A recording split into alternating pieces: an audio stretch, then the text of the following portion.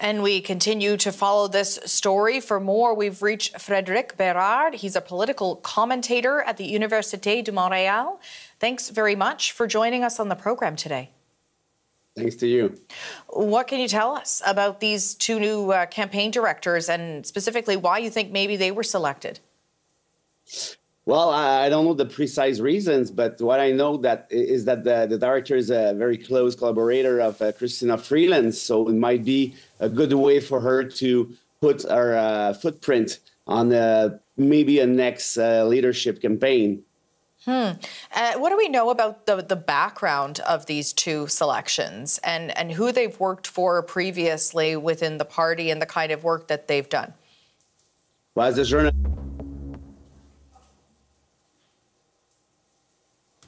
Liberal is a well-known organizer as well. So probably it's a good move for Trudeau to have that kind of director as we speak. But don't forget that, there's 20 MPs who have signed a letter asking for the resignation of Trudeau, which is enormous. And I'm not sure that Trudeau will be able to keep on. And I think that he probably proceed to that nomination to make some kind of diversion at one point, I would say. Yeah, I mean, the timing of this is interesting. As you mentioned, that letter just yesterday reporting on that calls from a number of MPs for the Prime Minister to step aside as party leader.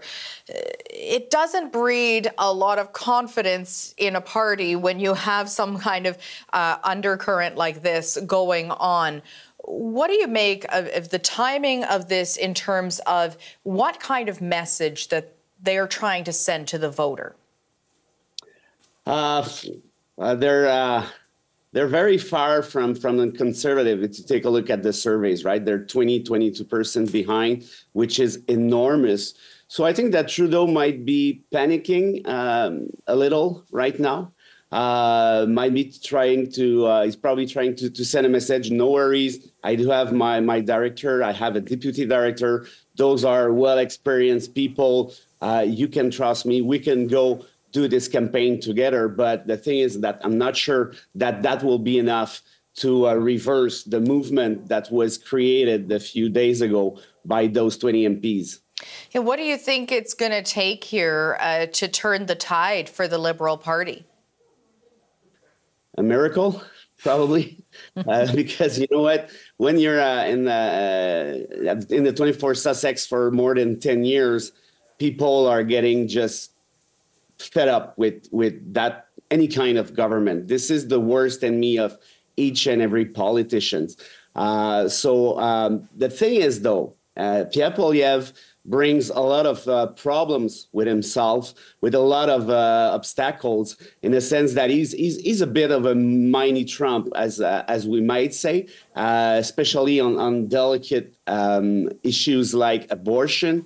So I'm quite sure that the Liberals, with or without Trudeau, will try to score some points attacking Poilievre as soon as the campaign begins. It sounds to me, from what you're saying there, that this campaign director, deputy director, really have their work cut out for them.